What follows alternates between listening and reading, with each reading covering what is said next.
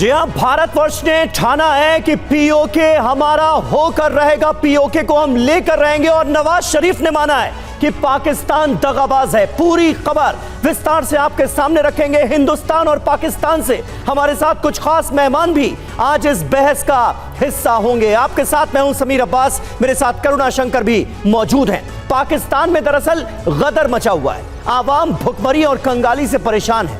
PoK में मुल्क के खिलाफ विद्रोह है, लोग सड़कों पर हैं और सेना के खिलाफ मोर्चा खोल चुके हैं। पाकिस्तान के खिलाफ जमकर नारेबाजी हो रही। ऐसे में 25 साल बाद पाकिस्तान के पूर्व प्रधानमंत्री नवाज शरीफ ने अपना पुराना पाप कबूल किया है। नवाज शरीफ ने माना पाकिस्तान ने भारत के साथ धोखा किया। बिल्कुल, अब इससे सवाल यह उठता है कि अटल जी की लाहौर यात्रा के 25 साल गुजर जाने के बाद नवाज शरीफ को अचानक से पाकिस्तानी सेना का विश्वासघात कैसे याद आ गया? क्या नवाज शरीफ को 25 साल पुरानी दगाबाजी का पश्चाताप है या फिर नवाज के कबूलनामे की वजह कुछ और है? आज इसी पर सबसे बड़ी बहस हम करने वाले हैं।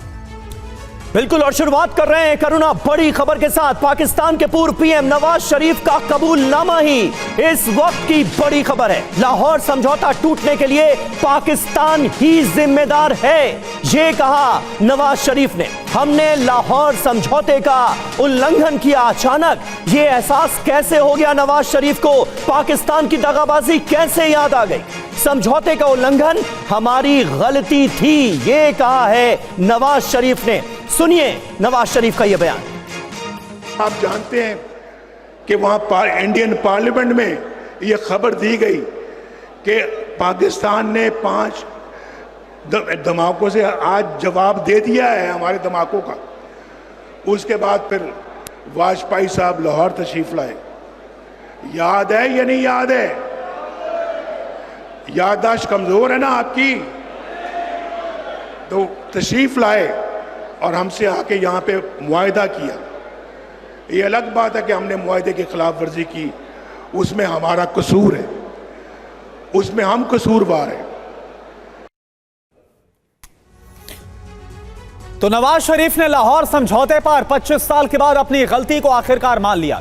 आखिर नवाज के पश्चाताप की वजह क्या है, उसके मायने क्या है? आइए आपको समझाते हैं, पूरी जानकारी डिटेल आपको हम देते हैं। सीधा हम बिग फॉल का रुख करते हैं। तो नवाज शरीफ का जो पश्चाताप है, इसमें पूरी बात क्या है? 5 मायने आप जरा समझिए।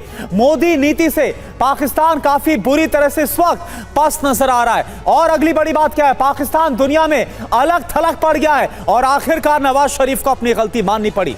जी हाँ, पाकिस्तान को पीओके हाथ से जाने का डर भी सता रहा है निश्चित तौर पर, क्योंकि वहां विद्रोह की आवाजें बुलंद हैं। मुसीबत में फंसे पाकिस्तान को अब भारत से ही उम्मीद है, भारत से ही आस, भारत से ही आसरा। भारत की बढ़ती ताकत से बुरी तरह से घबराया भी हुआ है पाकिस्तान।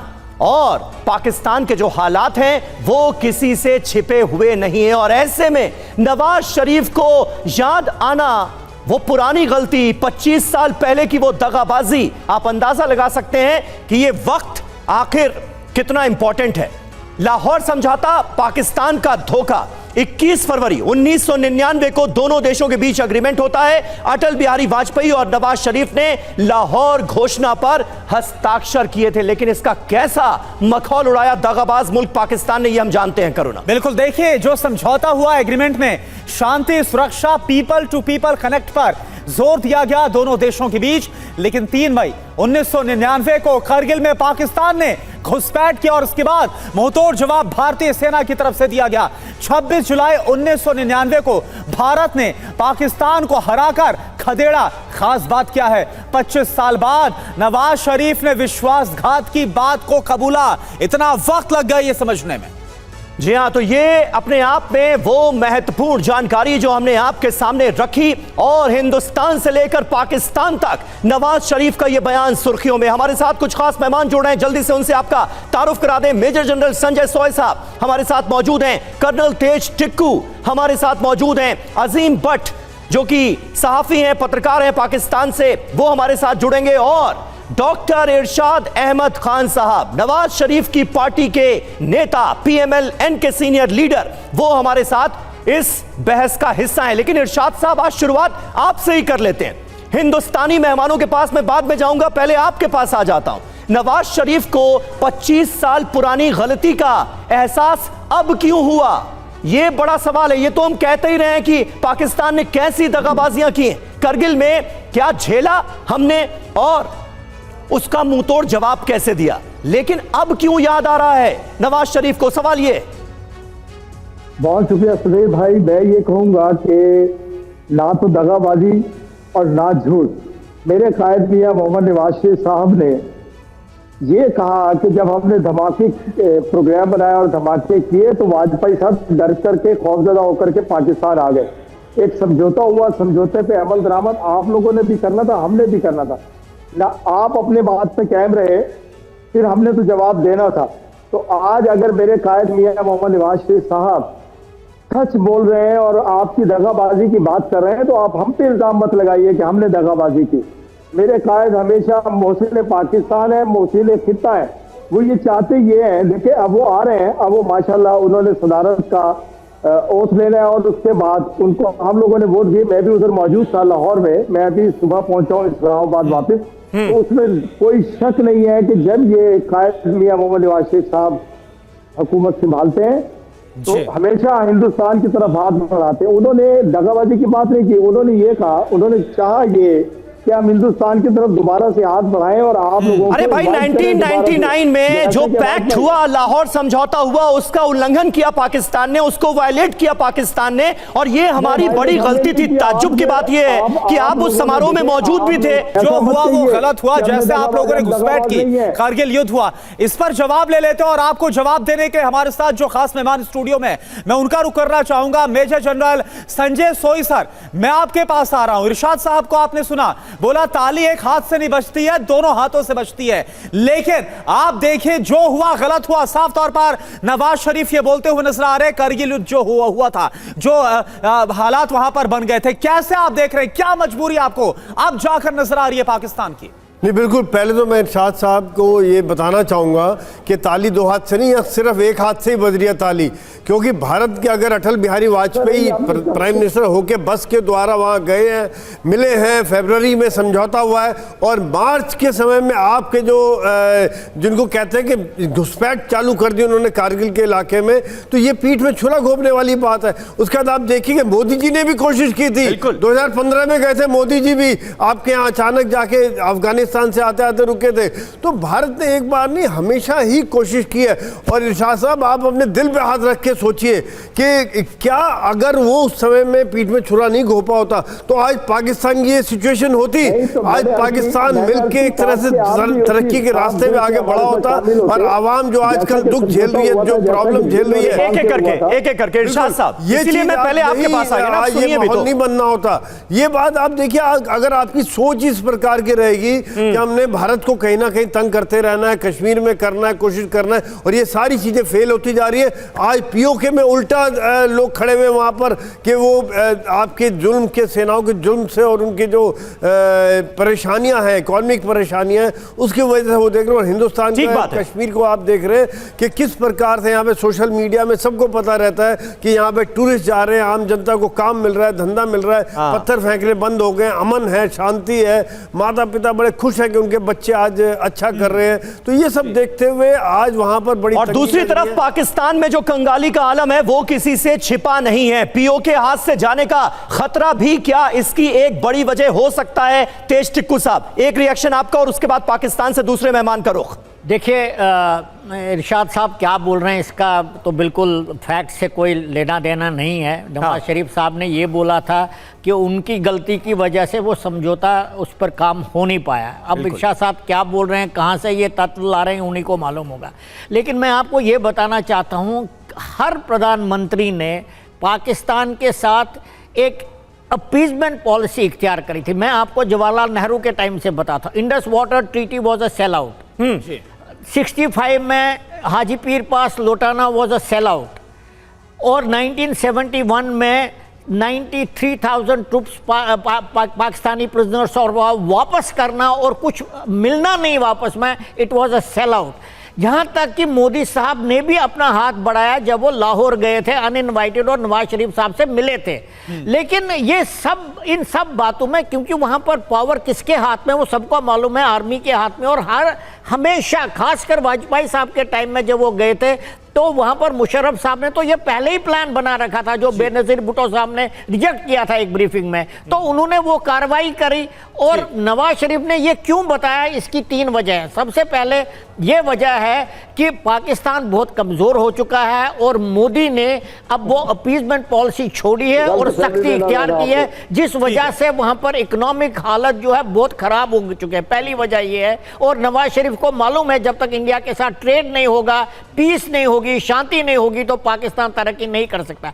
दूसरा, लेकिन सबसे बड़ी वजह इसके अलावा भी है, और वो ये है कि वो फौज को बताना है कि आपकी वजह से हमारे देश की जो है बर्बादी वो कैसे हुई। क्योंकि अगर आपने लाहौर समझौते पर काम किया, करने दिया होता सरकार को, तो आज ये पाकिस्तान की स्थिति नहीं होती। और तीसरी बड़ी वजह ये है क्योंकि अमेरिका, चाइना, जितने भी सुपर पावर पाकिस्तान के दोस्त बनना है, खासकर चाइना, वो कंफर्ट फैक्टर उनका आर्मी से डील करना, और वो आर्मी से डायरेक्ट डील करते हैं, सिविलियन हुकूमत को पूछते नहीं। वो उनके लिए भी ये एक मैसेज है कि आप हमारे साथ डील कीजिए, एक इलेक्टेड गवर्नमेंट है, ताकि इस खत्ते में बिल्कुल सर, और यही कोशिश पीपल टू पीपल कनेक्ट की, शांति की, स्थिरता की कोशिश की गई थी लाहौर समझौते के जरिए 1999 में। लेकिन क्या मिला? दगाबाजी, धोखेबाजी एक बार फिर से पाकिस्तान की तरफ से। अजीम भट्ट भी हमारे साथ जुड़ चुके हैं, वरिष्ठ पत्रकार है पाकिस्तान से। अजीम भट्ट, आपका भी स्वागत है हमारे इस डिबेट में। सवाल यही है, देखिए अजीम भट्ट, कि आखिर कैसे सच्चाई का एहसास 25-26 साल के बाद नवाज शरीफ को हो गया कि 1999 में जो पाकिस्तान ने किया वो नहीं किया जाना चाहिए था, जो दगाबाजी की गई। देखिए, बहुत शुक्रिया, लेकिन मैं आपको करेक्ट कर देता हूं कि नवाज शरीफ साहब ने जो बात की है वो 25 साल पहले से और अब तक करते आ रहे हैं, और हमारी जितनी भी पॉलिटिकल फोर्सेज हैं वो इसके ऊपर मुत्तफिक हैं। और ये बात आप लोगों की दुरुस्त है कि वो जो एक लाहौर का अमन मुआहिदा किया गया था उसके ऊपर पाकिस्तानी बहुत खुश थे, और वो पाकिस्तान की गलती की वजह से ही जो है वो एक उसको सबूताज हुआ था और खत्म हुआ था। तो पॉलिटिकल फोर्सेस तो इसके ऊपर बड़ी क्लियर है, और इससे पहले भी पाकिस्तान में ये बात होती रही है, कोई नई बात नहीं है। हाँ, मियां साहब ने अब दोबारा से बड़ा कैटेगोरिकली कहा है, तो आपने उसको एक मुद्दा भी बनाया है और दुरुस्त मुद्दा है। यही वजह है कि पाकिस्तान के अंदर गांधी साहब के बाद अगर किसी भी हिंदुस्तानी प्राइम मिनिस्टर की सबसे ज्यादा जो है वो रिस्पेक्ट की जाती है तो अटल बिहारी वाजपेयी साहब है। हम लोग बहुत इज्जत और एहतराम से पाकिस्तानी उनका नाम देते हैं, क्योंकि हम जानते हैं कि उनका जो टुवर्ड्स पाकिस्तान एक नैरेटिव था और एक जो मामलात को सुधारने का एक जी नहीं। और 2014 में नरेंद्र मोदी के प्रधानमंत्री बनने के बाद, अजीम, 2014 में नरेंद्र मोदी के प्रधानमंत्री बनने के बाद पीएम मोदी का लाहौर पहुंचना संबंधों को बेहतर करने की कोशिश के तौर पर ही तो देखा गया था, लेकिन उसका भी अंजाम क्या मिला? बिल्कुल नहीं, मैं बिल्कुल उसी तरफ आ रहा था, इसमें कोई शक नहीं है। और आपको बता दें, 2 दिन पहले TV9 भारतवर्ष ने गृह मंत्री अमित शाह से एक्सक्लूसिव बातचीत की थी, और उस वक्त भी उन्होंने पीओके पर जो बातें कही थी वो बहुत अहम है। एक बार फिर अमित शाह की तरफ से इस इंटरव्यू में भी दोहराया गया कि पीओके भारत का हिस्सा है, पीओके वापस लाना बीजेपी का संकल्प है। पीओके पर आप इस बार खुलकर बोल रहे हैं, वहां आज़ादी के नारे लग रहे हैं, अलग अलग चीज़ें देखने को मिल रही हैं, काफ़ी आक्रोश है। पीओके को लेकर क्या स्ट्रैटेजी है? नंबर 1, इस बार ये समझा जा रहा है कि पीओके जो है वो एक सरकार का अगला एजेंडा है, इसमें कुछ ना कुछ होगा। देखिए, भारत की हर सरकार का एजेंडा पीओके होना चाहिए, क्योंकि पीओके भारत का हिस्सा है और हमारी देश की संसद का कमिटमेंट है, और भारतीय जनता पार्टी का तो पक्का कमिटमेंट है कि पाक ऑक्यूपाई कश्मीर भारत का हिस्सा है, उसको वापस लाना चाहिए। तो पीओके भारत का हिस्सा है, उसे वापस लेकर रहेंगे, ये कमिटमेंट नरेंद्र मोदी सरकार का बार बार, पहली बार नहीं है ये इरशाद अहमद खान साहब कि ये सामने आया हो। ये हमारा कमिटमेंट है और ये भारत में रहने वाले हर देशवासी का कमिटमेंट है। क्या इस पर भी आगे बढ़ेंगे? गलती का एहसास तो धीरे धीरे करके होता हुआ नजर आ रहा है आपको पाकिस्तान की दुर्दशा के बाद, लेकिन क्या इस पर भी आगे बढ़ेंगे? जो धोखे से कब्जा किया हुआ है हमारे पीओके पर, उसे छोड़ेंगे क्या? सुनिए समीर, झूठ और धोखा तो आपकी रग रग में बसा हुआ है। आप देखिए कि महंगाई के खिलाफ नारे लगा रहे हैं लोग, कश्मीर के, आजाद कश्मीर के, पूरी दुनिया में जहां जहां महंगाई है लेकिन आपका कहना ये है, आपका झूठ बोलना ये है कि पाकिस्तान के खिलाफ नारे लगा रहे हो। पाकिस्तान के खिलाफ नारे नहीं लगा रहे हैं, वो आटा, दाल, चीनी, घी के बारे में नारे लगा रहे हैं। पहली बात तो ये। दूसरी बात ये है कि अंधे का ख्वाब है, वो देखते रहिए, अंधा ख्वाब देख सकता है लेकिन उसको नजर नहीं आएगा कभी भी। आप लोग पिछले 74-75 साल से आजाद कश्मीर को अपना कब्जे में करना चाहते हैं, वो नहीं कर सकेंगे। नहीं, इरशाद साहब, मैं तो ये सोच रहा था कि जब पश्चाताप का सिलसिला शुरू हो गया है, इरशाद साहब, मैं तो आपने क्यों उसकी खैर सुनिए, तो मैं तो ये सोच रहा था कि जब रिमोर्स, पश्चाताप, ये सारे सिलसिले शुरू हो गए पाकिस्तान से, तो इस बात का भी एहसास हो जाए कि देखिए हमने इल्लीगल कब्जा कर रखा है, छोड़ देना चाहिए, इस गलती का भी हो सकता है एहसास हो जाए। मैं तो खुशफहमी में था। कभी भी ऐसा नहीं हुआ। कब्जा आप लोगों ने किया, आप लोग मारते हैं मकबूजा कश्मीर में कश्मीरियों को। ये आजाद कश्मीर आजाद है, नहीं, इरशाद तो साहब, आजाद कहते हैं, आप भी आजाद कहते हैं। आप भी सच बोलना शुरू कर दें, आप इसको आजाद कश्मीर कहा ठीक है। यानी इरशाद साहब, आप पीओके पर सच्चाई कम से कम कबूलेंगे नहीं, वहां के हालातों पर आप जो सच्चाई है उस पर आप हाँ में हाँ नहीं मिलाने वाले, क्योंकि वहां पर जो लोग हैं वो तो लगातार पाकिस्तान सरकार के खिलाफ चिल्ला रहे हैं। संजय सोई सर, जो कहा जा रहा है इरशाद साहब की तरफ से, ये तो सरासर झूठ है। हमने देखा था कि जब 1947 में आएंगे इरशाद साहब आपके पास कुछ और मेहमानों का रुख कर रहे हैं। अब संजय सोई सर, महाराजा हरि सिंह 1947 में क्या होता सबने देखा था। जम्मू कश्मीर जो रियासत है उसी का हिस्सा वो पीओके है जिस पर गलत तरीके से कब्जा कर रखा। पूरा का पूरा जम्मू कश्मीर भारत के साथ इसका विलय हुआ था, लेकिन गलत तरीके से पाकिस्तान ने कब्जा किया, लेकिन अब भी ये मानने के लिए तैयार नहीं है। ये देखिए, ऐसा है कि जम्मू कश्मीर जो है शुरू से ही हिस्टोरिकली भारत का हिस्सा रहा है और रहेगा, इसमें मुझे कोई शक नहीं है। ये जो पाकिस्तान ऑक्यूपाइड कश्मीर है, वहाँ पर आज जनता समझ रही है। अभी तक ये लोग खाली बेवकूफ़ बनाते रहे प्रोपेगेंडा करके। आज जो हालात जो है, आज देखिए हमारे कश्मीर में जो सिचुएशन है, इतनी अमन है, शांति है और आम आदमी को काम धंधा मिला हुआ है, पढ़ाई चल रही है, स्कूल चल रहे हैं, नौकरियाँ मिल रही हैं, बिजनेस मिल रहा है, टूरिस्ट जा रहे हैं वहाँ पर, रिकॉर्ड टूरिस्ट जा रहे हैं। आज की तारीख में आप होटल बुक करना तो आपको जगह नहीं मिलेगी होटल में, वहाँ पर सारे शिकारे बुक हो रखे हैं पूरे।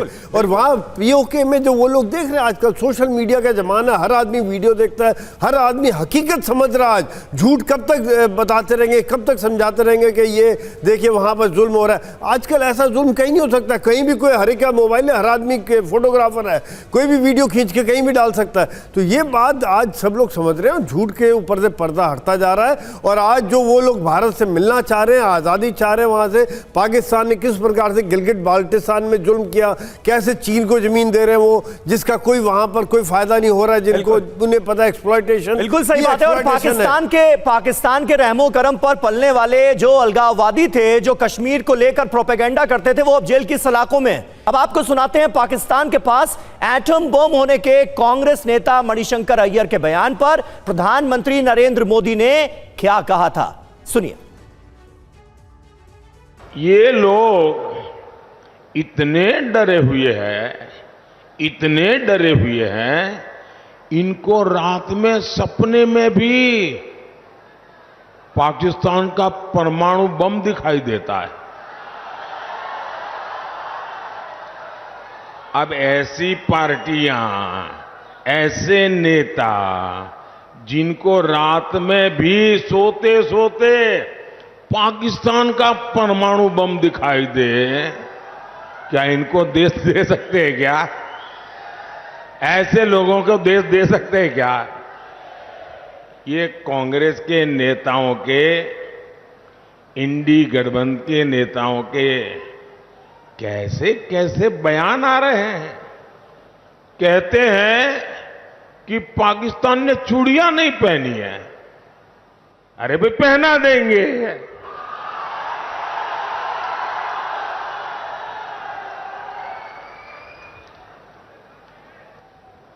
अब उनको आटा भी चाहिए,